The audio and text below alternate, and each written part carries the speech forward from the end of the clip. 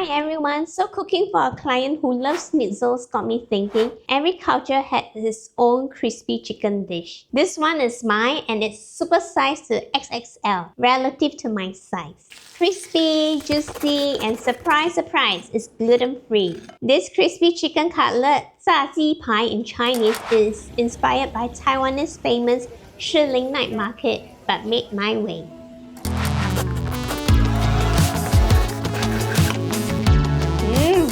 There's this franchise called Shiling Taiwan Street Snack that I used to eat in Singapore. One of their best sellers is a single piece of chicken that's the size of your face.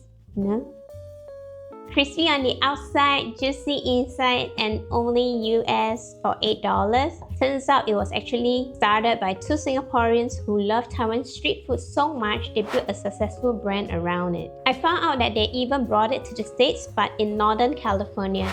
No big deal, I'm taking matters into my own hands, so I'm inviting you to come and make our own XXL crispy chicken at home. I start with the chicken breast. Try to get the largest one you can find at the store. Butterfly it and open it like a little book. I'm cutting it in half to make 2 servings which, if you think about it, makes the dish pretty affordable and satisfying. Use a mallet to pound both pieces with a parchment paper over them. The goal is to pound the chicken thin and even. Go as wide as possible because we want the XXL size. Now I set up the coating station with 3 trays. Then egg to help everything stick. And finally, panko. I'm using gluten-free ones often these days because most of my clients are either gluten-free or vegan. Honestly, you can't tell the difference from the regular one. Now season both sides of the chicken with salt and paprika. Dredge the chicken in the flour. Then the egg. And then coat it generously in panko. Press the crumbs on so they cling onto the chicken. While doing this, I noticed the panko on the first piece of chicken was a bit too big and it's not coating as evenly as I wanted. So I'll grind some of it and mix it back into the tray. Now I'm making the second chicken. Go through the same dredging process, but with the mix of big and fine crumbs. I know it will give me the dramatic crunch I'm after.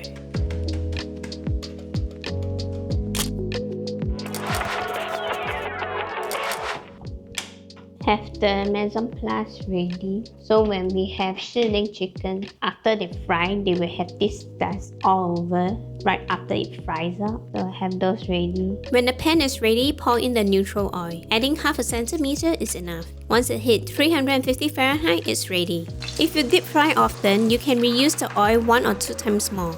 But I don't do that much, so I prefer shallow frying for my home cooking. Listen for that gentle sizzle. Flip the chicken once the bottom turns golden.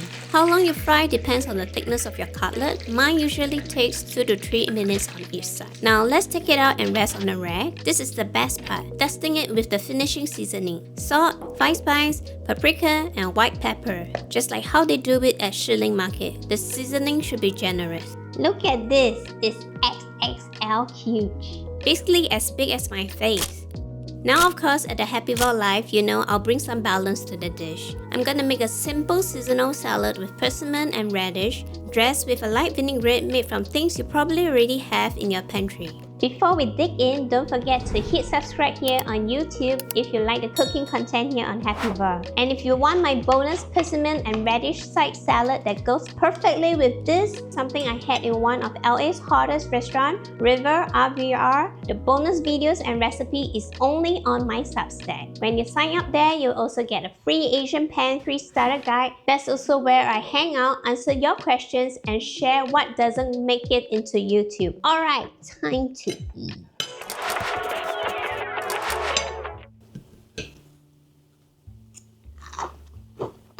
The first thing you can feel is the texture, and it's a bit sweet.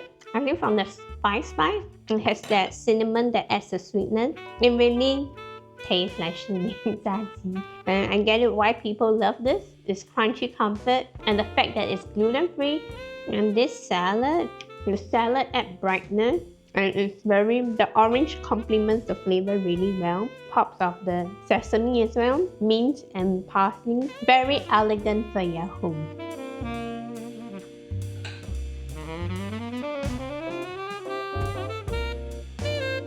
Tell me in the comments below if you grew up on schnitzel, katsu, or crispy chicken. I hope this can be your next obsession. See you next week. Bye!